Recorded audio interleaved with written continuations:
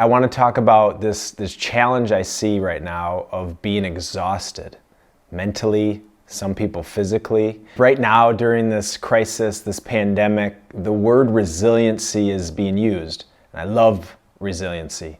The challenge with resiliency is it's not something you just practice and you become more resilient. Here's why. The definition of resiliency is the capacity to handle setback and strife. And so for you, here's what I want you to think about. What you have to do is you have to build your capacity.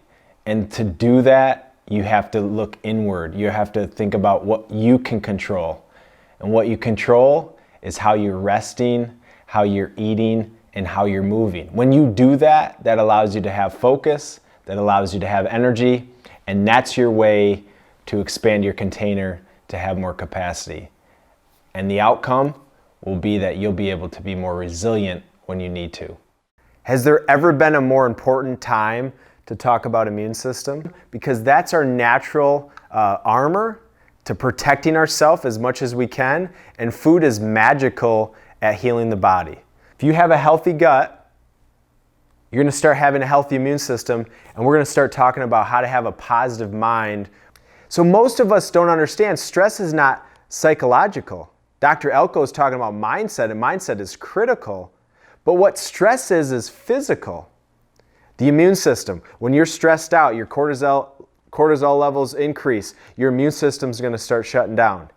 Heart rate, the fastest way to lower heart rate is to start managing how you breathe, which reduces stress. We know sleep is the #1 preventer of cancer of anything we do, but yet we're sleeping less than 7 hours a night.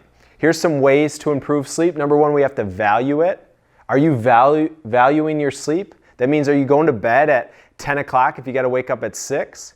Maybe right now where you're working at home, you're not prioritizing going to bed like you used to. Value sleep. We want to have this habit. Sleep is the #1 thing we can do from a health standpoint. The thing is finding white space. We have an opportunity now that we have more time to develop some habits. We have less than an hour of white space in our world right now, probably less than 30 minutes in this chaos. 10, 15 years ago, we averaged about 5 hours of white space. And so we have to now start prioritizing, pulling that catapult back so we can go forward by giving ourselves some white space. Acid equals inflammation. Inflammation is not a good thing. Occasionally we're going to want to dabble in these things, but these are acidic things and they create havoc from inflammation and stress and lack of sleep. So we have to move in the direction of how do we get more alkaline, use this food target. It's a powerful tool. That's all I have for you today. We'll see you again soon. If there's any questions.